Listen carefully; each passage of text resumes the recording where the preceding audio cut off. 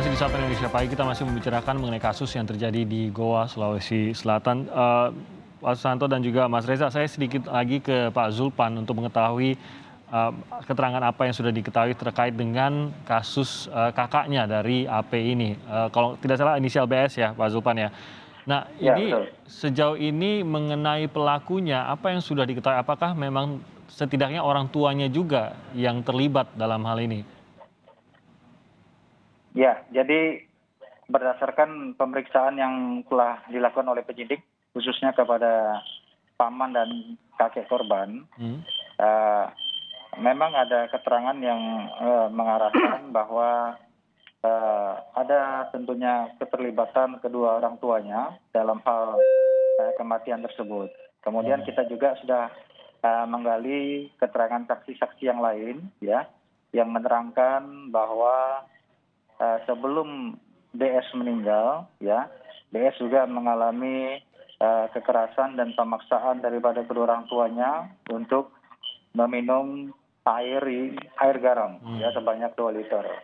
Ya, kemudian juga ada beberapa keterangan tambahan ya, bahwa ada juga kekerasan fisik yang dialami oleh DS. Nah, tentunya ini nanti akan kita kembangkan ya pemeriksaan lanjutan ini. Bila perlu nanti kita melakukan otopsi terhadap jenazah DS ini. Nah, tapi kita tunggu nanti dengan pemeriksaan terhadap kedua orang tua korban sejauh mana apa keterangan yang diperoleh penyidik. Pak Zulpan, Ya, sehingga akan adakah kecurigaan mungkin dari tetangga ataupun dari kerabat yang lainnya terkait dengan aktivitas dari kedua orang tua, paman dan juga kakek korban ini? ya memang ini kesulitannya adalah bahwa pihak keluarga juga mendukung kegiatan kedua orang tuanya. Ya, mendukung kegiatan orang tuanya sehingga mungkin dengan itu menyebabkan pihak lain, ya, tetangga sekitar ini tidak mengetahui. Ini korban AP ini bisa terselamatkan karena pada saat kekerasan dilakukan itu kebetulan pamannya yang lain yang berinisial B itu datang ke kediaman korban, bermaksud datang karena habis melayat daripada meninggalnya kakak AP. Nah, pada saat mendatangi rumah mereka, rumah AP, ini terdengar teriakan, Ya. teriakan, kemudian yang menyebabkan tetangga datang. Nah, kemudian tetangga hanya menonton. Nah, kemudian B ini pamannya berinisiatif memanggil, kebetulan ada anggota Babinsa dan Babin Kamtibmas di situ, ya, kemudian meminta pertolongan. Nah, inilah baru bisa dihentikan kegiatan tersebut. Nah, jadi seperti itu, ya. Jadi memang dari keterangan para saksi yang terlihat di video yang pada saat itu ada di luar daripada 4 orang itu, memang mereka datang karena ada teriakan daripada AP begitu. Oke, tapi tidak bisa berbuat banyak. Eh, Terkait dengan informasi bahwa kondisi dari orang tua, khususnya ibunya ini berada, ya yang kita ketahui saat itu kesurupan begitu dikatakan begitu. Nah, ini bagaimana ini bisa dipastikan benar tidak atau sadar atau tidak begitu, Pak? Ya, memang pada saat petugas datang ke lapangan, khususnya pada saat diamankan oleh pihak Babin Kapnitmas dan Babinsa, dibantu dengan salah satu paman korban yang melaporkan kepada petugas, bahwa reaksi daripada kedua orang tuanya seperti itu, menggambarkan kesurupan. Nah, ini tidak ditunjukkan daripada kakek dan juga pamannya. Nah, sehingga mungkin di situ pihak keamanan menganggap bahwa kedua orang tuanya kesurupan, dua-duanya ini, sehingga mereka adalah yang dibawa ke rumah sakit untuk dilakukan pemeriksaan psikiater, ya. Nah, tetapi dalam keterangan pemeriksaan kita yang berkembang sampai hari ini, ternyata kita meyakini, ya, penyidik meyakini sehingga menetapkan mereka sebagai tersangka bahwa mereka sebenarnya tidak mengarah kepada gila begitu, ya. Oke, tidak ada gangguan kejiwaan sebenarnya begitu ya hasil dari tesnya. Ya, Oke, saya dari pemeriksaan saksi-saksi yang lain, ya. Oke, dari pemeriksaan saksi-saksi lain juga. Bang Reza, mungkin Anda ada sisi lain gitu untuk menganalisa hal tersebut karena ada mungkin saja ini mengakui bahwa tidak sadarkan diri, tadi juga dikatakan seperti kesurupan gitu. Ini mungkin harus dibuktikan juga secara hukum atau bagaimana sebenarnya Bang Reza, dan apakah ini bisa membuat atau mempengaruhi hukuman yang akan diterima gitu Bang Reza. Bang Reza, tampaknya audionya masih mute ya. Maaf. Spesifik pada Oke. kasus ini, saya berharap kita bisa membuang jauh-jauh dugaan bahwa para tersangka itu memiliki gangguan kejiwaan. Karena syarat bagi proses hukum agar berjalan, syarat agar kemudian para pelaku bisa memberikan pertanggungjawaban, syarat agar kemudian keinginan publik keadilan betul-betul ditegakkan, maka tak lain tak bukan para tersangka harus dipastikan dalam kondisi waras alias normal. Kalau kemudian mulai muncul gila lah, skizofrenia segala macam, alamat kita akan kecewa pada akhirnya. Jadi saya memilih untuk menyemangati teman-teman di otoritas penegakan hukum, termasuk Pak Zulpan dan kawan-kawan di Polda Sulteng, untuk mencoba memastikan bahwa para tersangka ini dalam kondisi sehat, tidak memiliki gangguan kejiwaan yang membuat mereka bisa memanfaatkan pasal 44 KUHP. Tapi berbeda mungkin ya Bang Reza, antara ya sekali lagi saya tidak familiar dengan bagaimana pandangan hukumnya gitu. Antara gangguan kejiwaan dengan mungkin nanti mengakui kesurupan tidak sadarkan diri. Nah ini apakah memang bisa dibuktikan secara hukumkah atau memang hukum hanya mengenai gangguan kejiwaan saja? Soal kesurupan, mengaku tidak sadarkan diri karena pengaruh sesuatu yang kita pahami goib gitu. Itu apakah ini pun ada argumentasinya kah atau memang tidak ada secara hukum? Lengkap dalam psikologi, dalam psikiatri, lengkap argumentasi yang bisa digunakan untuk mematahkan klaim-klaim semacam itu. Tinggal lagi bagaimana kemudian kita mengedepankan cara pandang forensik, bukan semata-mata cara pandang klinis dalam menangani kasus-kasus kejahatan semacam ini.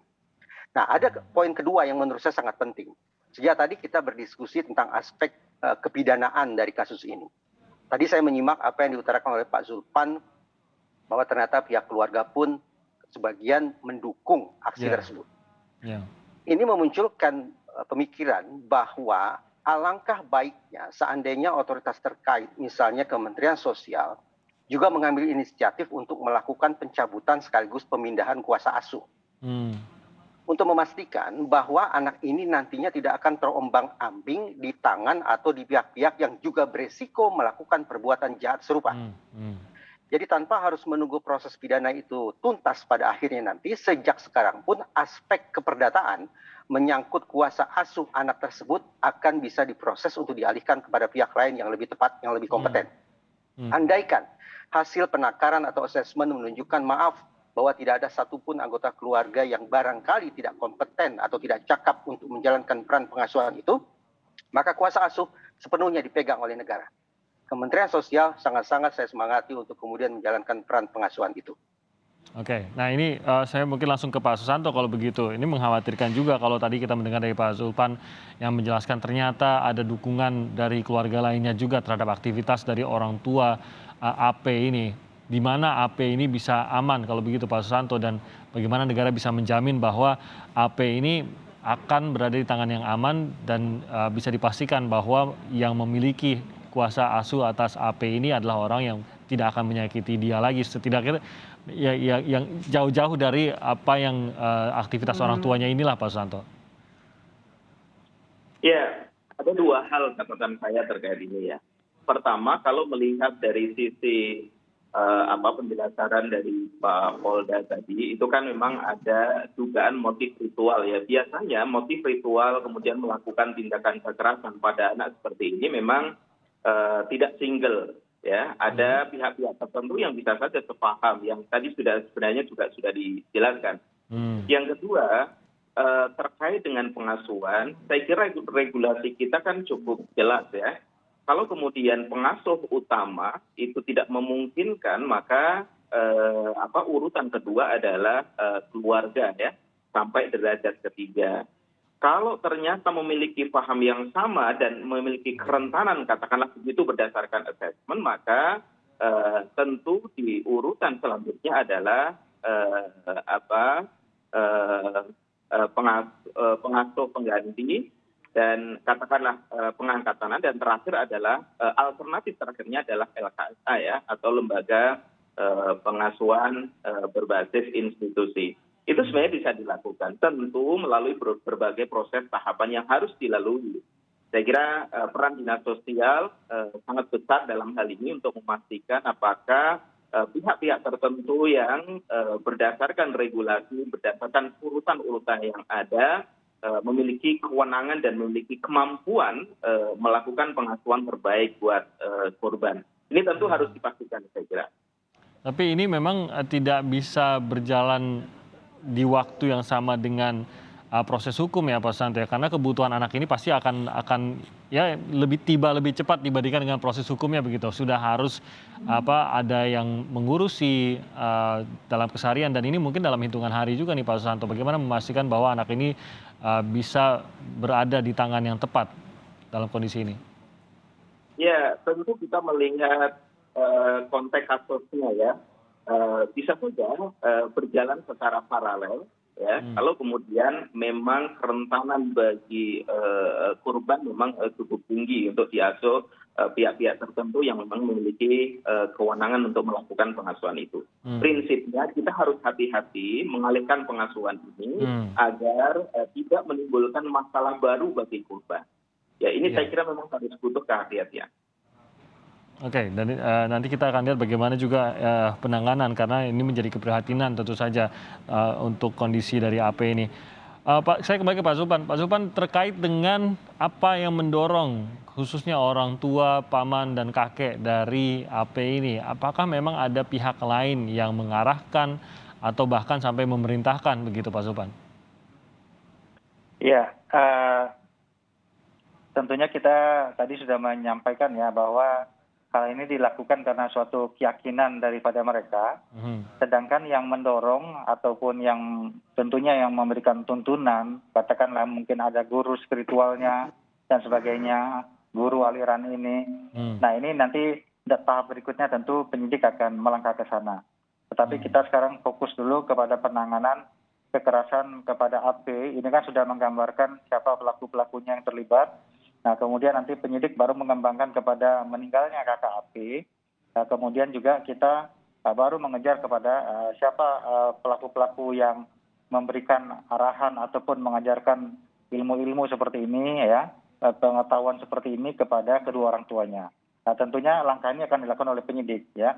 Nah kemudian juga saya juga sepakat dengan Mas Reza dan Susanto, tentunya dalam penanganan kekerasan kepada anak ini tentunya semua pihak harus bekerja sama, jadi bukan hanya pihak kepolisian. Nah, ini kemarin saya bisa melihat bagaimana tingkat stres daripada AP, anak yang berusia 6 tahun ini, sehingga sampai sekarang dia tidak bisa lepas dari pamannya B yang kita terlihat di dalam TV ya atau video ini. Itu adalah pamannya yang menyelamatkan. Padahal paman itu rumahnya jauh daripada rumah mereka. Nah, masih di goa atau di luar goa itu? Masih di goa, tetapi jauh. Jauh dari ya jauh. Kalau yang kakek dan pamannya yang memegang tangan waktu kejadian itu berdekatan. Jadi ini paman yang jauh. Tetapi pada saat kejadian karena paman ini yang menyelamatkan, hingga saat ini Api tidak mau lepas daripada pamannya. Tentunya ini juga menjadi perhatian kita bagaimana penanganan trauma healing kepada anak ini ya. Pasca kejadian ini tentunya ini tidak gampang. Kami juga mengharapkan ini semua pihak khususnya pemerintah daerah mulai memikirkan bagaimana nanti ke depannya terhadap trauma yang dialami oleh anak kecil ini AP ya. Ya, dan mungkin Bang Reza Anda bisa menjelaskan bagaimana trauma tersebut bisa mempengaruhi AP atau korban di sini, dan bagaimana penanganan terbaik yang bisa diberikan khususnya kepada anak berusia 6 tahun seperti AP ini. Andaikan kondisi anak ini mengalami katakanlah penderitaan yang sifatnya multidimensional, yang mengalami cedera yang sifatnya multi aspek, maka tahap-tahapan penanganannya memang sudah sangat tepat. Dimulai dari intervensi di aspek fisiknya terlebih dahulu. Bagaimana kemudian mata anak tersebut bisa dipulihkan. Kemudian secara berangsur-angsur mulai dilakukan penanganan secara psikologis untuk memulihkan kondisi korban. Nah, ini catatan penting bagi Pak Zulpan dan kawan-kawan. Kalau sebatas yang saya lihat di layar Kompas TV, ini saya apresiasi ada sekian banyak personil yang menjaga korban, tetapi akan semakin baik apabila mereka tidak mengenakan seragam. Mengingat yang bersangkutan anak-anak dan seragam dengan serba atribut Polri itu bisa memunculkan kesan yang berbeda bagi anak korban. Tapi sekali lagi saya memberikan apresiasi untuk penjagaan yang sudah dilakukan oleh kepolisian. Itu yang kedua, yaitu penanganan sifatnya psikis. Yang ketiga, ini yang barangkali pelik adalah yang disebut sebagai intervensi moral eksistensial. Bagaimana agar korban tidak lagi atau tidak untuk waktu yang panjang tidak melulu melihat dirinya sebagai saya korban, saya dilukai, saya disakiti, saya dianiaya oleh orang tua saya sendiri. Dengan kata lain, dia akan memiliki posisi pandang terhadap dunia secara lebih positif yang tidak melulu bermula dari titik sebagai korban. Nah, intervensi moral eksistensial inilah yang sangat-sangat membutuhkan adanya partisipasi kita semua. Mulai dari teman-teman, keluarga besar, masyarakat sekitar, sekolah, dan siapapun yang kemudian berada dalam lingkungan kehidupan si anak. 3 tahapan itu yang harus dijalankan secara komprehensif. Di samping itu, kalau kita baca Undang-Undang Nomor 35 Tahun 2014, bagi anak-anak yang menjadi korban kekerasan, baik itu fisik maupun psikis, tambahan lagi kalau memang yang bersangkutan juga bisa disebut sebagai korban eksploitasi, sesungguhnya ada sekian banyak rincian bentuk perlindungan khusus yang harus diberikan. Bunyi pasalnya sangat tegas, yaitu pemerintah dalam kurung pemerintah pusat, pemerintah daerah, urut-urutannya jelas, pemerintah pusat, pemerintah daerah, dan lembaga negara lainnya wajib serta bertanggung jawab memberikan perlindungan khusus bagi korban. Ini memberikan dasar bagi masyarakat luas, termasuk bagi parlemen, untuk melakukan supervisi. Seberapa jauh pemerintah pusat, pemerintah daerah, dan lembaga negara lainnya sudah melaksanakan kewajiban dan tanggung jawab perlindungan khusus itu. Oke, baik. Terima kasih, Mas Reza. Saya mau terima kasih juga pada Pak Susanto yang juga sudah bergabung bersama kami, dan juga Pak Zulpan yang juga sudah memberikan keterangan dan memperbarui informasi kami terkait kasus di Goa. Salam kami Pak Zulpan untuk AP, dan semoga doanya agar AP bisa kembali lagi sembuh